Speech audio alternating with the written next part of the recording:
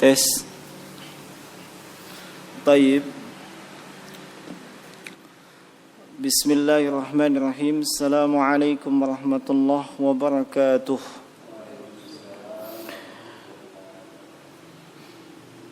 Alhamdulillah.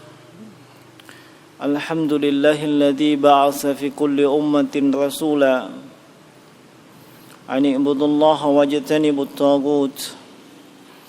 Asyhadu an la ilaha illallah wahdahu la syarika lah. Wa asyhadu anna Muhammadan abduhu wa rasuluhu wa la nabiyya ba'dah. Sallallahu alaihi wa ala alihi wa ashabihi wa man tabi'ahum bi ihsan ila yaumiddin. Thumma amma ba'du.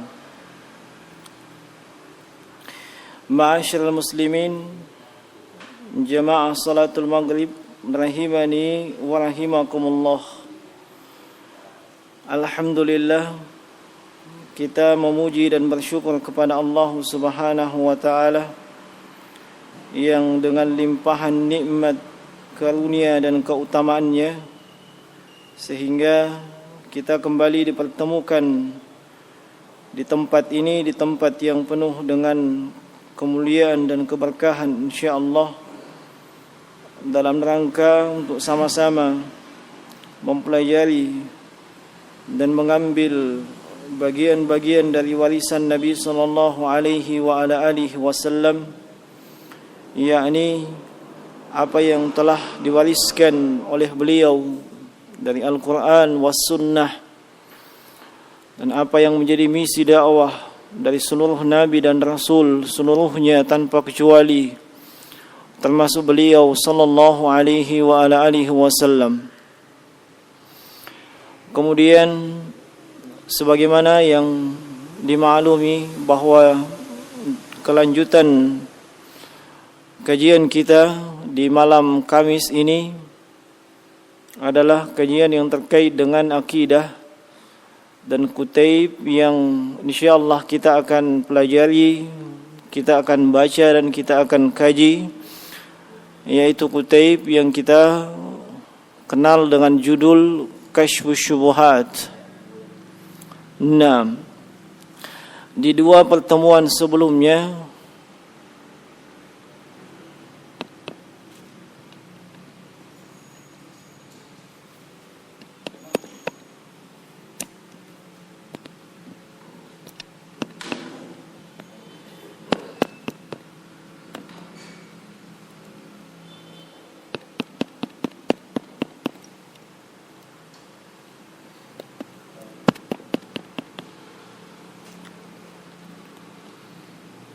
iya, kayaknya ada kesalahan teknis.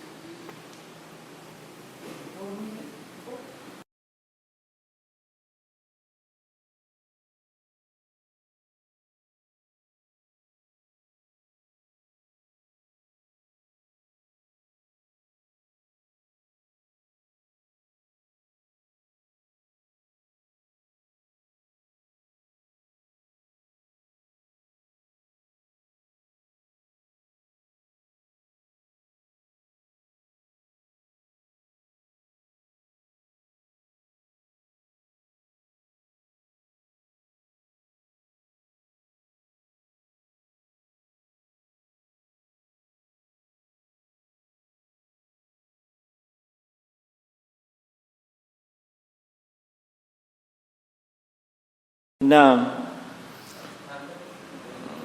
ya, di dua pertemuan sebelumnya kita telah menyebutkan tentang apa itu yang dimaksud dengan Kashfus Syubuhat,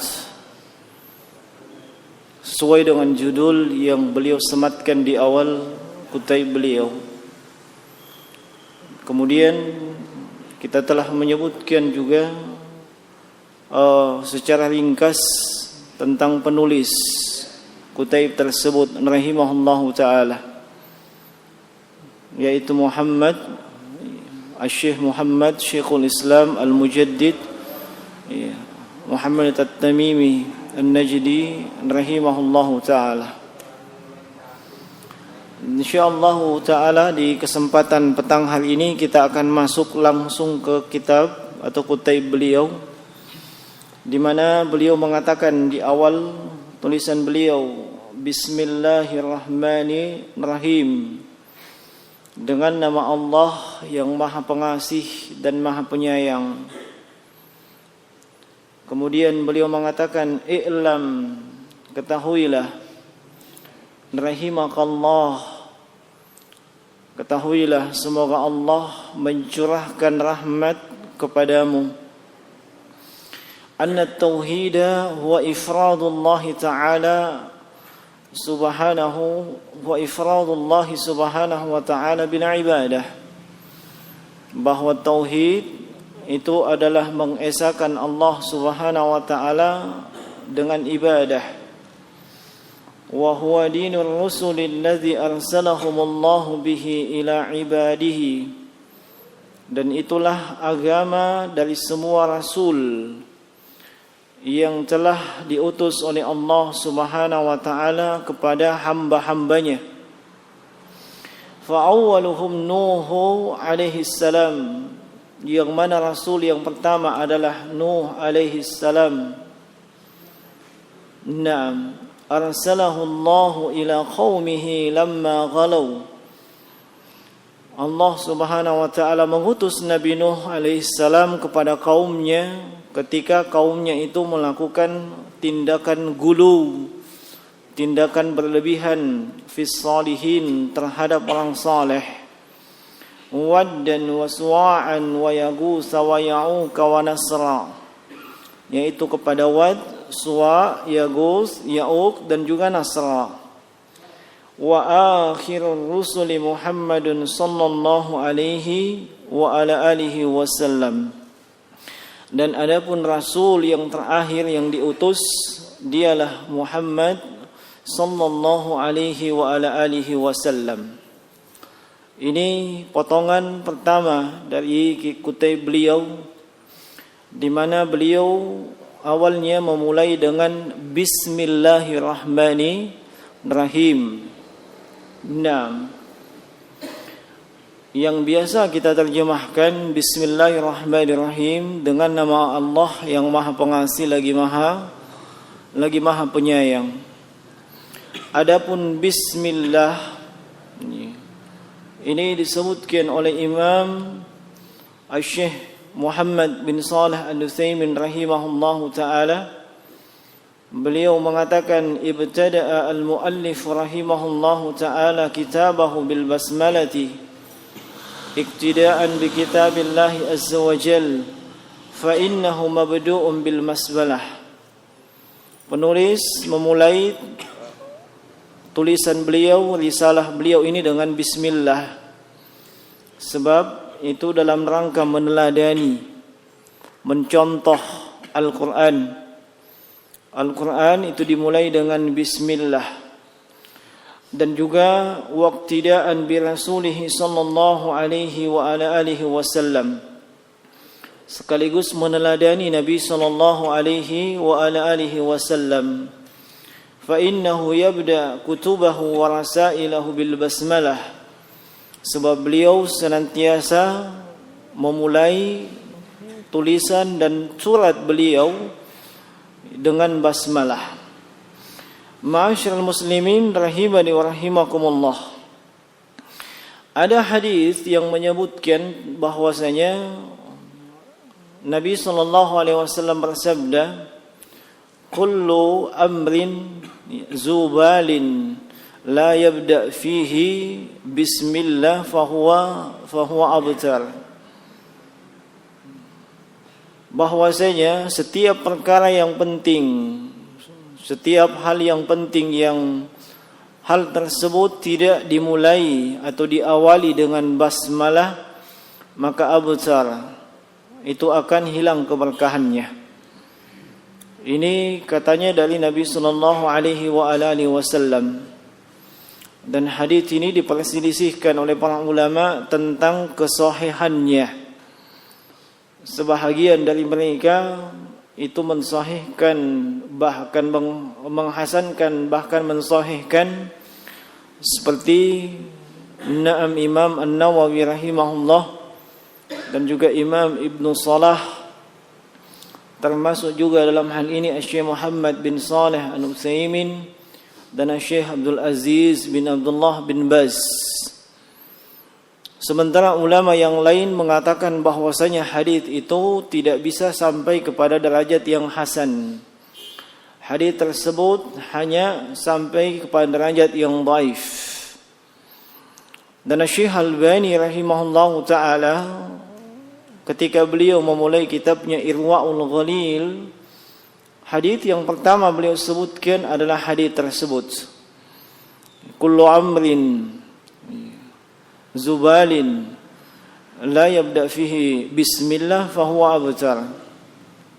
Setiap perkara yang penting yang tidak diawali atau dimulai dengan basmalah, maka akan terputus keberkahannya.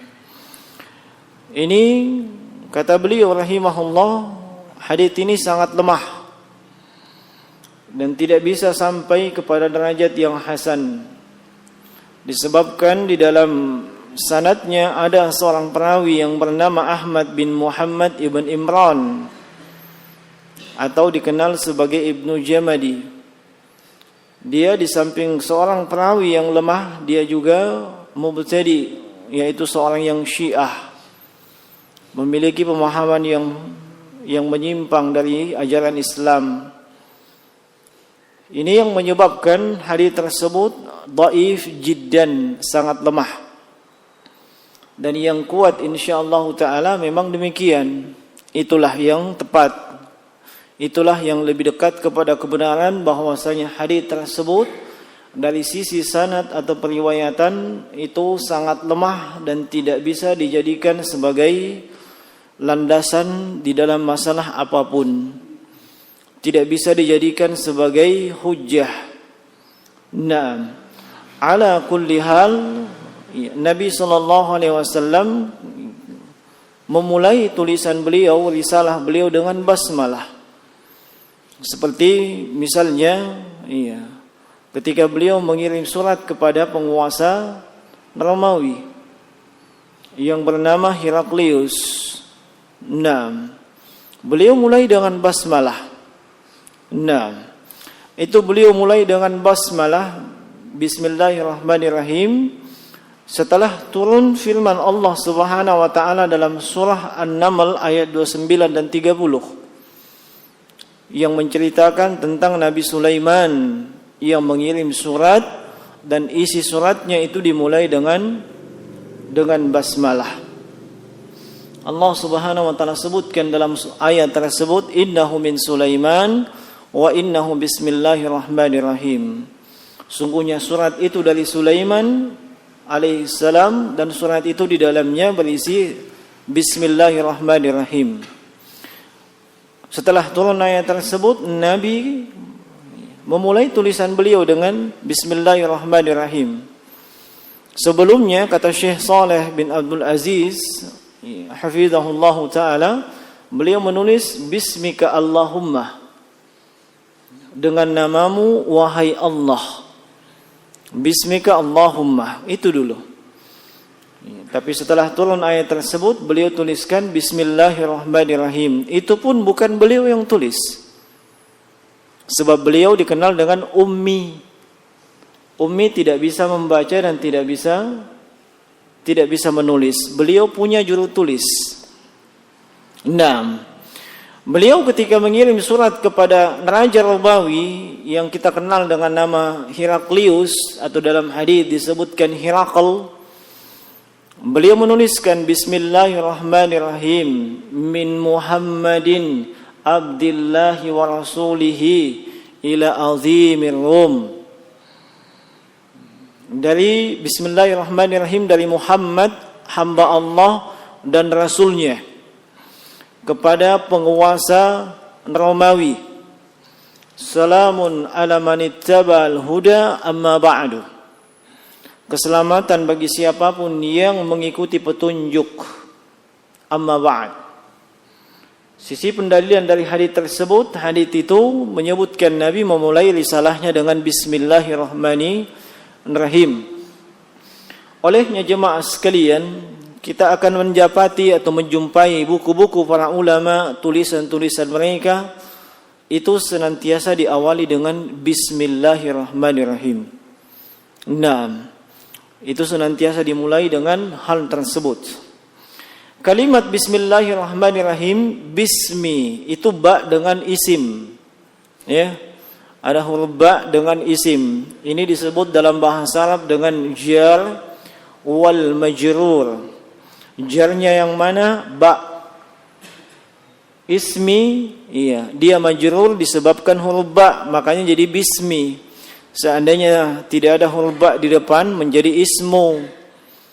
Nah, tapi karena ada huruf ba di depan menjadi bismi. Jar wal majrur itu muta'alliqun bi fi'lil mahzufi muakhkharun munasibun lil maqam. Kata Syekh Muhammad Al-Utsaimin rahimahullahu taala, biasanya jar wal majrur itu kalau disebutkan maka itu terkait dengan sebuah kata kerja, sebuah perbuatan, apakah perbuatan tersebut tertulis atau mahzuf, tidak tertulis, terhapus. Seperti contoh misalnya Ahmadu fil masjidi.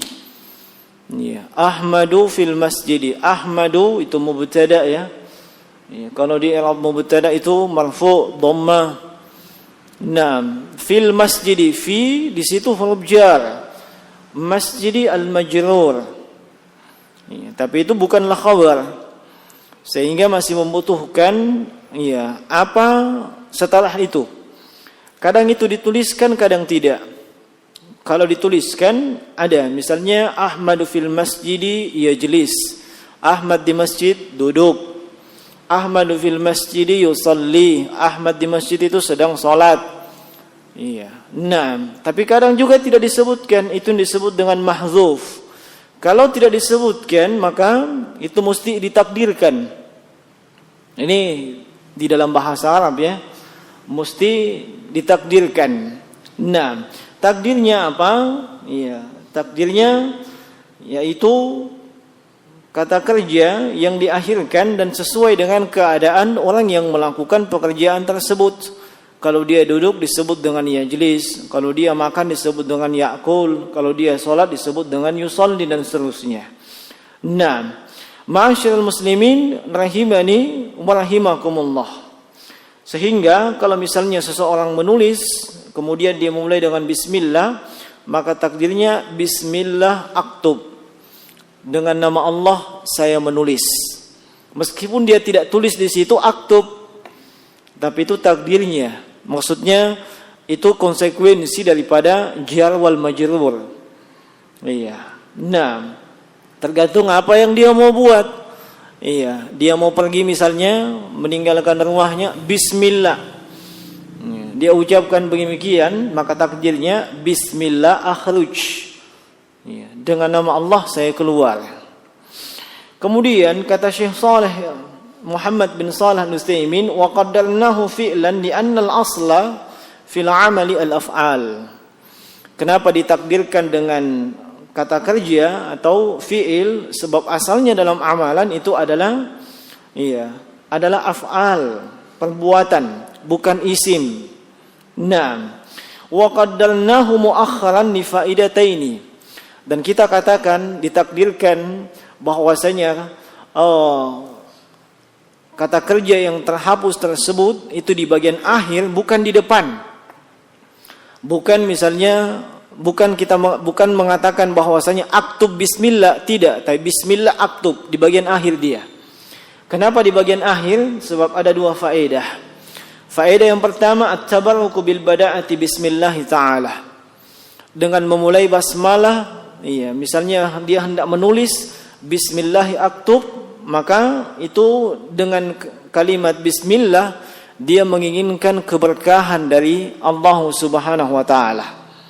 Nah, sehingga bismillah tersebut itu hakikatnya ketika seseorang membacanya dan kemudian melakukan sesuatu, hakikatnya dia sedang meminta pertolongan dan keberkahan kepada Allah Subhanahu wa taala. Yang kedua kata beliau, ifadatul hasri li'anna at-taqdim al-muta'alliq yufidul hasra. Iya, ini dengan diakhirkannya fiilnya dan ditakdirkan itu menjadikan hal tersebut menjadi terbatas atau dikhususkan. Iya, ini biasa disebut oleh ulama ahli bahasa, yaitu mengakhirkan sesuatu yang asalnya di awal tapi dikasih di belakang. Itu maknanya adalah atau faedahnya adalah pembatasan atau pengkhususan. Dan ini banyak kita jumpai dalam ayat dalam Al-Quran, termasuk dalam hadits Nabi sallallahu alaihi wasallam. Di dalam ayat misalnya kita pasti hafal, iyyaka na'budu wa iyyaka nasta'in. Iyyaka di situ kalau di i'rab itu adalah maf'ulun bihi, objek. Iya. Iyyaka na'budu. Iya, harusnya kalau sesuai dengan urutan yang baku, na'buduka atau na'budu iyyaka. Nah. Demikian, tapi iyyaka na'budu maf'ulnya didahulukan, kemudian fa'ilnya dibelakangkan. Itu ada faedahnya dari sisi ilmu balaghah. Faedahnya apa? Pembatasan dan penghususan, sehingga iyyaka na'budu hanya kepada Engkau ya Allah. Kalau dikatakan na'buduka atau na'budu iyyaka, ya, itu artinya kami menyembah kepadamu ya Allah. Tapi masih ada kemungkinan menyembah juga yang lain. Masih ada kemungkinan menyembah juga yang lainnya. Tapi kalau disebutkan iyyaka na'budu, ya, hanya kepadamu satu-satunya, iya, yang kami sembah. Di situ kita melihat keindahan balaghah, iya, keindahan bahasa daripada Al-Quran. Nah, makanya jemaah sekalian, tidak akan bisa seseorang itu, apalagi dia statusnya sebagai dai atau ustadz atau kiai, iya, dia ingin memahami Al-Quran dan As-Sunnah tanpa ilmu alat. Termasuk di antara ilmu alat, ilmu bahasa Arab, iya, dengan seluruh cabang-cabangnya. Tanpa itu, iya, ibaratnya, iya, dia ingin melakukan sesuatu yang dia tidak tahu tentang sesuatu tersebut. Sebab Al-Quran itu dimulai dengan, Al-Quran itu berisi bahasa Arab. Hadits-hadits Nabi juga demikian. Iya. Dan itu kenyataan yang kita lihat di tengah-tengah kancah dakwah. Banyak para dai-dai, entah itu dai karbitan atau yang bagaimana, memang sama sekali tidak punya perbekalan ilmu alat seperti itu. Tidak tahu sama sekali ilmu yang namanya ilmu bahasa Arab, tidak tahu juga ilmu usul, apakah usul tafsir, usul hadits, usul fikih, tidak tahu juga qawaid. Kemudian seenaknya berbicara tentang hukum-hukum Islam. Iya. Dan terpesona dengan dirinya sendiri, sebab dirinya sendiri punya titel yang lumayan panjang. Iya. Mulai daripada sarjana agama, master agama, doktor agama, profesor agama. Iya. Tapi bahasa Arab nol besar, kalau bukan nol kecil. Nah, kemudian ilmu-ilmu landasan yang lain yang dengannya dipahami Al-Quran dan As-Sunnah, itu juga nol besar, nol kecil. Lalu seenaknya berbicara tentang masalah hukum dan mengambil kesimpulan sendiri. Nah, itu banyak kita jumpai di tengah-tengah masyarakat kita. Bahkan kemarin, iya, salah seorang kawan yang dia sempat menanyakan, sebab ada yang menanyakan tentang kedudukan sebuah hadis di tempat pengajiannya, dan dia tidak tahu apa artinya seorang perawi itu dikatakan matruk. Iya, padahal dia itu sudah hampir S3. Iya. Nah, iya. Lalu ditanyakan kepada saya bilang, saya kirimkan bukunya saja. Saya kirimkan kitabnya dalam bentuk PDF. Dia bingung, dia cari terjemahannya. Saya bilang, waduh susah itu, sebab para ulama mengajarkan kepada kita itu dengan bahasa Arab, bahasa aslinya, bukan dengan terjemahan. Kalau dengan terjemahan, anak kecil juga bisa baca. Nah, jemaah sekalian rahimani wa rahimakumullah, dengan ilmu tersebut, ilmu bahasa, kita bisa mengetahui kandungan dan kedalaman sekaligus cermatnya bahasa, ya, Arab di dalam Al-Quran. Yang itu tidak akan kita temukan di dalam terjemahan. Terjemahan iyyaka na'budu, hanya kepadamu lah kami menyembah. Iya, tapi tidak disebutkan faedah bahasa di situ. Iya. Nah, sehingga kembali kepada yang tadi bahwasanya mendahulukan yang seharusnya diakhirkan, maka itu faedahnya adalah membatasi atau mengkhususkan. Seperti konteks iyyaka na'budu. Kalau di sini takdirnya al-muta'allaqu itu didahulukan dibandingkan al-muta'allaqu bihi. Kalau di ayat yang lain seperti dalam surah Al-A'raf 180, walillahil asmaul husna. Itu juga sama. Mengedepankan yang seharusnya di belakang. Harusnya kan walillahil asmaul husna. Harusnya dari sisi urutan bahasa al asmaul husna lillah. Begitu. Tapi dengan walillahil asmaul husna fad'uuhu biha, itu memberikan faedah pembatasan bahwasanya hanya Allah semata-mata, hanya Dia satu-satunya yang memiliki nama yang disebut dengan asmaul husna. Nah, taib. Demikian pula dengan yang di sini. Taib. Ma'asyiral muslimin rahimani wa rahimakumullah. Itu bismillah. Ya. Kemudian bismillah, Allah. Allah itu disebut dengan kalimat Allah itu disebut dengan lafzul jalalah atau disebut juga dengan ismullahil a'zam, nama Allah yang paling agung. Dari seluruh nama-nama Allah Subhanahu wa taala, yang paling agung dan seluruh nama yang lain itu kembali kepadanya dan disandarkan kepadanya, itulah Allah. Itulah Allah. Itu yang disebut dengan ismullahil a'zam, yang alladzi idza su'ila bihi idza du'iya bihi ajaba wa idza su'ila bihi a'ta. Yang ketika kita berdoa dengan menggunakan nama Allah itu di dalam doa kita, Allah akan mengabulkan doa kita. Dan ketika kita menggunakannya tatkala memohon meminta kepada Allah, Allah akan memberikan apa yang kita minta. Nah, dan lafaz Allah dalam Al-Quran menurut Syekh Abdul Razzaq bin Abdul Muhsin Al-Abbad Al-Badr hafizahumallahu ta'ala, itu disebutkan kurang lebih 2200 kali dalam Al-Quran. Dan Allah memulai 33 ayat dengan lafaz Allah tersebut. Nah, lalu apa maknanya lafaz Allah? Kata beliau hafizahullahu ta'ala, beliau mengatakan bahwasanya yang paling terbaik dari makna dan arti daripada lafaz Allah itu adalah sebagaimana yang disebutkan oleh Imam Ibnu Jarir At-Tabari dalam tafsirnya, yang beliau menukil dari sahabat yang mulia Abdullah bin Abbas radhiyallahu ta'ala anhuma, bahwa lafaz Allah itu maknanya zul uluhiyati wal ubudiyati ala jami'i khalqihi, yaitu Allah Subhanahu wa ta'ala disifati dengan pensifatan yang agung, mulia, sempurna. Allah disifati dengan pensifatan yang agung, mulia dan sempurna.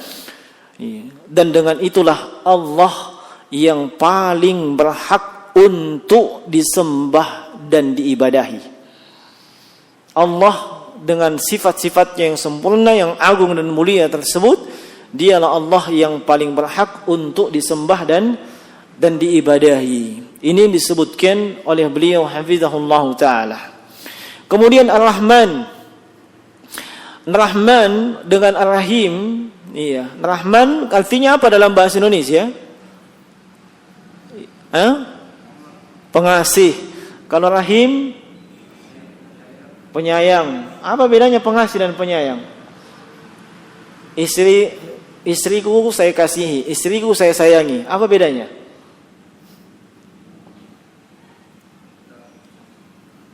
Nah, jemaah sekalian, Rahman dengan Rahim, itu di satu sisi punya kesamaan.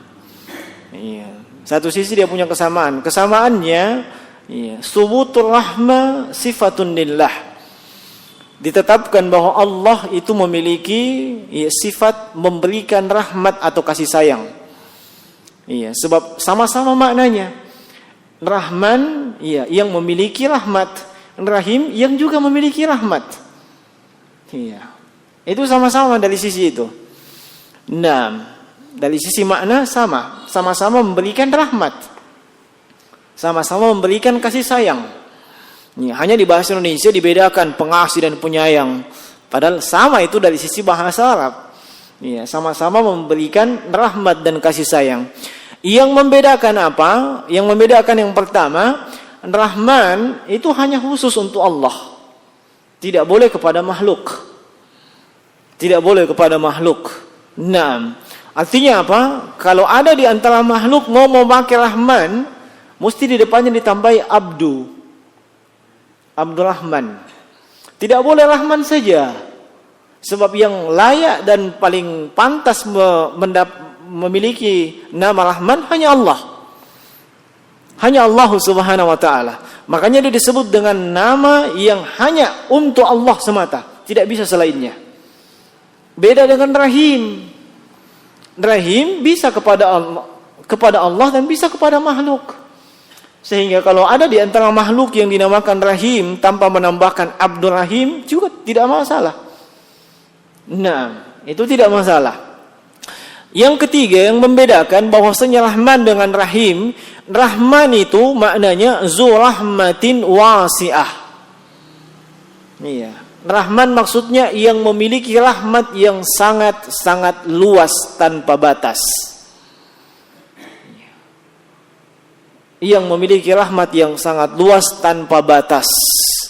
Rahmat Allah Subhanahu wa taala mencakup seluruh yang ada di alam ini, bukan untuk manusia saja. Semua yang ada di alam semesta. Naam, sebab rahmat Allah lah sehingga binatang itu tidak akan menginjak anaknya, tidak akan memakan anaknya, tidak akan memangsa anaknya, itu binatang.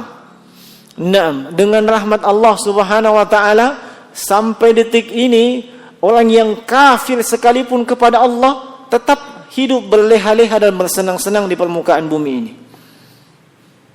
Bahkan terkadang dia manusia paling kafir, ya, tapi ternyata kehidupannya demikian aman, sentosa, sejahtera di dunia ini. Itu rahmatnya Allah. Rahmat Allah yang sangat luas. Baik kepada makhluk yang bernama manusia maupun selain manusia. Nah, adapun Rahim itu maknanya zu rahmatin wasilah, yang memiliki rahmat yang tidak pernah terputus.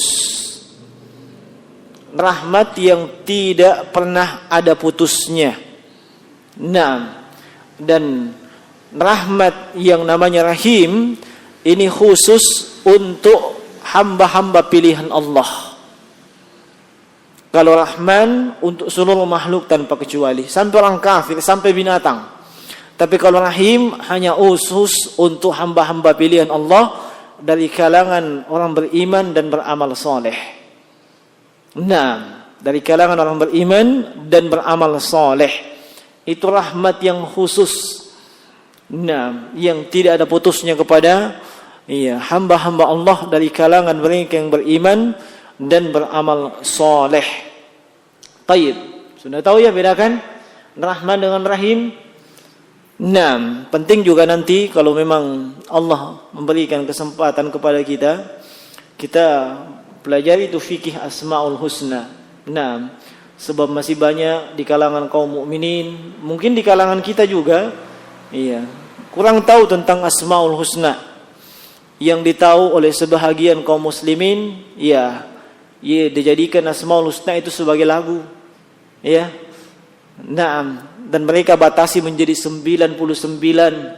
Itu mau dihafal, biar tidak sholat, tidak puasa dan tidak apa-apa, yang penting itu dihafal. Garansinya masuk surga. Nah, itu kan kekeliruan semua itu. Nah, kekeliruan. Padahal nama-nama Allah itu berapa jumlahnya? 100. Siapa yang kasih tahu? Ada SMS? Pernah baca bukunya? Wih, buku apa itu? Saya mau beli. Nah, siapa yang tahu berapa jumlah nama Allah?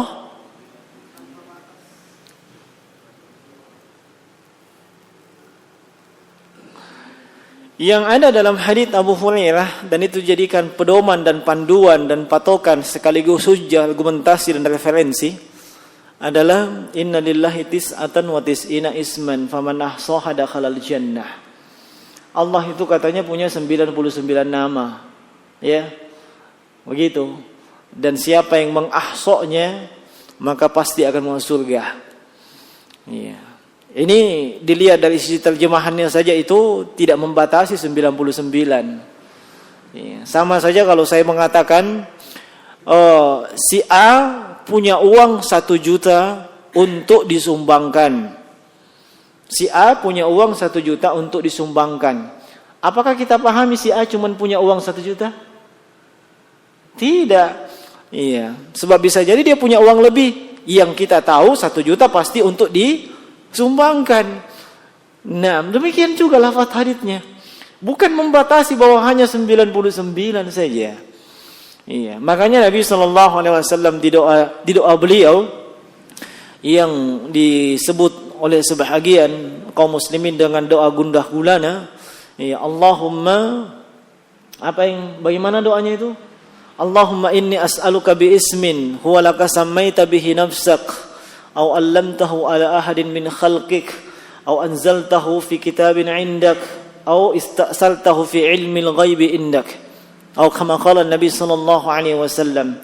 Ya Allah, aku memohon kepadamu dengan nama-namamu yang dengan nama-nama itu engkau namakan dirimu, yang engkau turunkan kepada salah satu dari hambamu, yang engkau sebutkan dalam kitabmu, atau yang engkau simpan dalam perbendaharaan ilmu gaib di sisimu.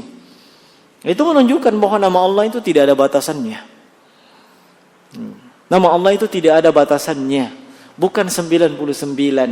99 tersebut memang disebutkan di dalam Al-Quran, tapi sekali lagi itu bukan pembatasan. Nah, dan yang kita pelajari di sini alhamdulillah baru 3. Ya, dari sekian banyak nama yang tidak terbatas tersebut. Nah, taib. Ma'asyiral muslimin rahimani wa rahimakumullah. Kemudian setelah beliau memulai dengan basmalah, beliau mengatakan i'lam. I'lam biasanya terjemahkan dengan ketahuilah. Kata i'lam itu dari kata alima ya'lamu i'lam. Naam, mengetahui. Iya. Dan ini bentuk amar, perintah dari kalimat alimah. Maksudnya ketahuilah. Biasanya para ulama menyebutkan atau menuliskan atau menyampaikan kalimat i'lam itu untuk intibah, supaya orang perhatian. Iya. Supaya orang itu perhatian bahwasanya apa yang akan disebutkan itu penting. Iya, ketahuilah. Iya. Perlu untuk kalian ketahui dan seterusnya. Semakna dengan itu. Nah, jemaah sekalian, yang namanya ilmu, sebab ini ilm dari kata ilmu. Kata Syekh Muhammad bin Shalih Al-Utsaimin, itu ilmu dinamakan ilmu, ya, adalah idraku syai' ala ma huwa alaihi idrakan jasiman. Yaitu pengetahuan akan sesuatu sesuai dengan kondisi yang sesungguhnya. Sesuai dengan kondisi yang sungguhnya, dan itu pengetahuan yang pasti. Nah, itu disebut ilmu. Iya, itu disebut ilmu. Kapan sesuatu diketahui tapi tidak sesuai dengan keadaan yang sesungguhnya, maka itu bukan ilmu. Itu cuma sekedar pengetahuan saja. Atau sebaliknya, dia tahu sesuatu sesuai keadaannya tapi tidak tahu dengan pasti. Iya. Hanya dugaan semata, hanya perkiraan, hanya sangkaan. Itu juga bukan ilmu. Iya. Tapi ilmu itu sesuatu yang sesuai dengan kenyataan.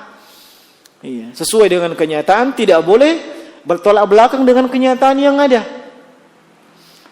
Nah, tidak boleh bertolak belakang dengan kenyataan yang ada. Dan itu dia tahu secara pasti. Apakah dia ketahui dengan pasti melalui ad-daruriyah? Iya. Seperti misalnya diketahui bahwa api itu panas.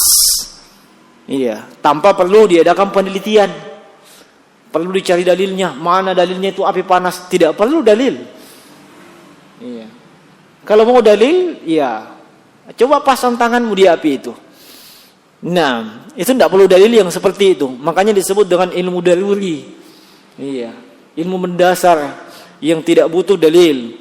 Dan ada juga ilmu yang butuh mutalaah, butuh penelitian, dalil dari segi nakal maupun dari sisi akal. Iya. Nah, dan itu lebih tinggi derajatnya dibandingkan ilmu yang sekedar diketahui secara daruri. Nah, diketahui secara pasti. Kapan tidak diketahui secara pasti, maka ada kemungkinan itu bukan ilmu, itu kejahilan. Nah, itu kejahilan. Nah, seperti misalnya kejahilan yang disebut dengan kejahilan al-basit, kejahilan yang ringan.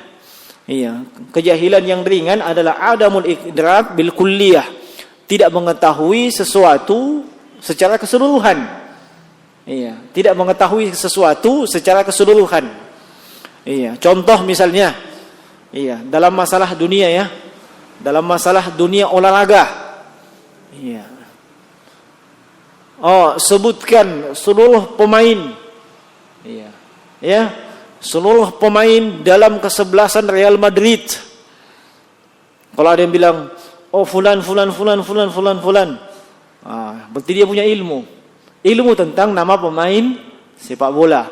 Tapi kalau dia bilang Allahu a'lam, saya tidak tahu, ini disebut jahlun basit. Ini kejahilan, kebodohan yang ringan, sebab dia tidak mengetahui secara keseluruhan. Iya. Ada lagi yang lebih tinggi dari jahlun basit. Lebih tinggi maksudnya lebih parah. Iya, lebih parahnya bagaimana? Iya, dia tidak bilang wallahu a'lam, tapi dia jawab. Jawabannya itu bertolak belakang dengan kenyataan. Bertolak belakang dengan realita. Iya, kalau konteks pertanyaan yang saya sebutkan tadi, sebutkan nama-nama pemain dari kesebelasan Real Madrid, maka dia disebutkan Paul Pogba. Wah, ini jahlun murakkab namanya. Kebodohan pangkat 2. Iya, sebab selain itu salah, dia juga bertolak belakang dengan realita yang ada. Iya toh? Naam. Iya. Bertolak belakang dengan realita yang ada.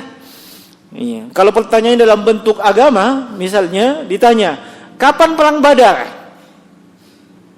Siapa yang tahu perang Badar kapan? Kapan?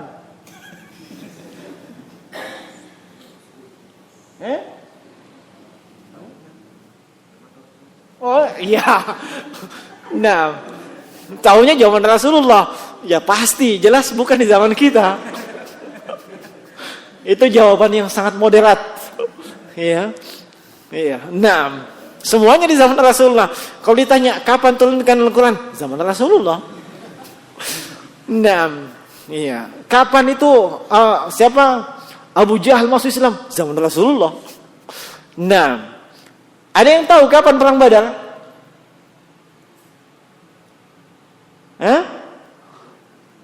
Ada yang tahu?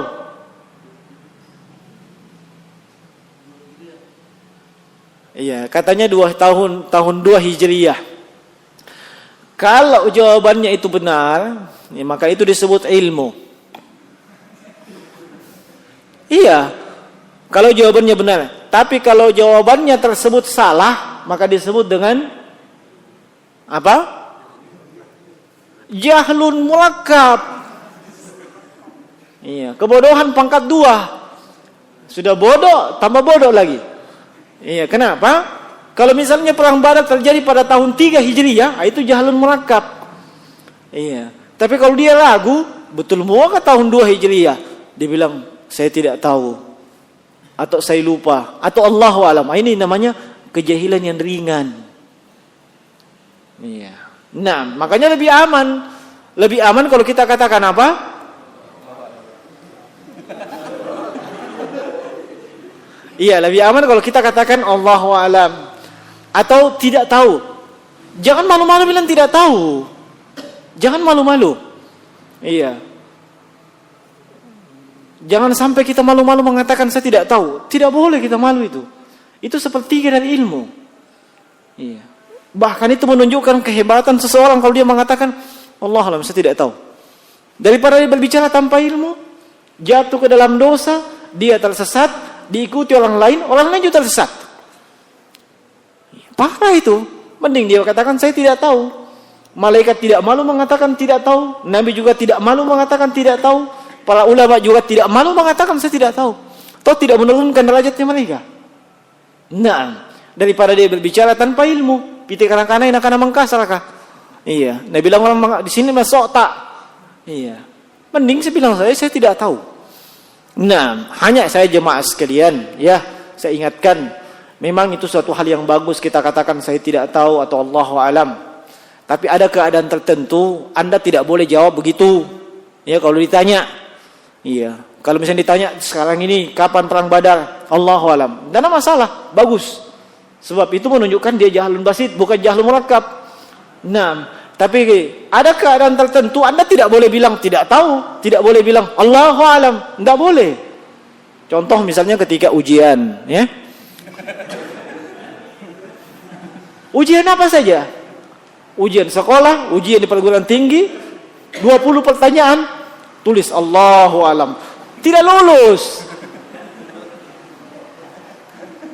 Makanya kata para ulama, kalau ada dalam ujian menulis mengatakan Allahu alam, itu jawabannya benar tapi yastahiqus sifar.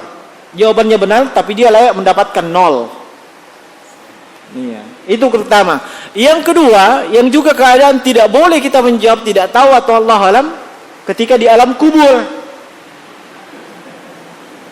Di alam kubur ditanya sama malaikat mungkar dengan nakir, ditanya man rabbuka wa man nabiyuka, siapa Tuhanmu, siapa nabimu? Allahu alam. Allahu alam. Di PP kok. Nah, sahih. Ingat-ingat itu ya. Ya kita kan semua akan mati, iya kan? Jangan sampai kebiasaan di dunia. Iya, kebiasaan di dunia sedikit ditanya, Allahu alam. Enggak tahu. Oh, itu sudah bagus memang. Tapi ingat, begitu masuk ke alam kubur nanti ingat, tidak boleh saya bilang Allahu alam ini. Iya, di PP kok itu. Nah, sama malaikat mungkar dan nakir. Itu keadaan tidak boleh kita mengatakan Allahu a'lam atau tidak tahu. Nah, sudah masuk waktu kan? Iya. Ini kita baru sampai kepada ucapan beliau i'lam. Ya. Nah, baru basmalah dengan i'lam. Nah, semoga insyaallah kita diberikan kesempatan oleh Allah untuk menyambungnya di kesempatan yang berikutnya. Yang benar datang dari sisi Allah, yang keliru itu datang dari kami pribadi. Subhanakallah bihamdik, asyhadu an la ilaha illa anta astaghfiruka wa atubu ilaik. Assalamualaikum warahmatullahi wabarakatuh.